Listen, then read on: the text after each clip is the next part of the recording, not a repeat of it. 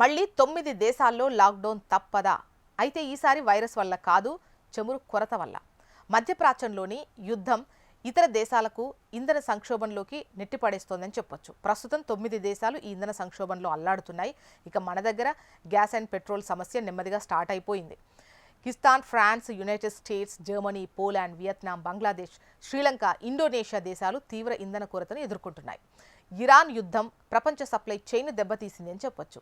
Hormuz జలసంధి మూసివేయడంతో చమురు ధరలు 25% వరకు పెరిగాయి. ఈ పరిస్థితుల నేపథ్యంలో ఆయా దేశాల ప్రభుత్వాలు ఇంధన సరఫరాలో రేషన్ విధిస్తున్నాయి. పాఠశాలలను మూసివేయడం, ప్రభుత్వ కార్యాలయాలను మూసివేయడం వంటి చర్యలు తీసుకుంటున్నాయి. ఇంధనాన్ని ఆదా చేయాలని ప్రయత్నిస్తున్నాయి.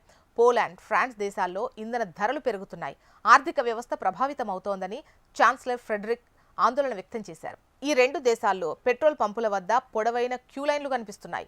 పెరుగుతున్న ద్రవ్యోల్బణం భయంతో ప్రజలు ఆందోళన వ్యక్తం చేస్తున్నారు. పోలాండ్లో కూడా పరిస్థితి ఉద్రిక్తంగానే ఉంది.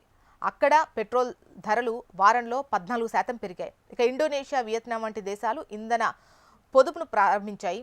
ఇక పాకిస్తాన్, బంగ్లాదేశ్లో పరిస్థితి మరింత ఆందోళనకరంగానే ఉంది అని చెప్పొచ్చు.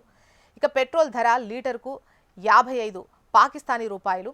ఇంధనాన్ని ఆదా చేయడానికి ప్రభుత్వం 2 వారాల పాటు పాఠశాలలను మూసివేసింది. ప్రభుత్వ కార్యాలయాలు వారానికి 4 రోజులు మాత్రమే తెరిచి ఉంటాయి. బంగ్లాదేశ్లో ఇంధన రేషన్ అమలు చేయబడింది. మోటార్ సైకిళ్లకు 2 లీటర్లు మరియు కార్లకు 10 లీటర్ల రోజువారీ పరిమితి విధించింది.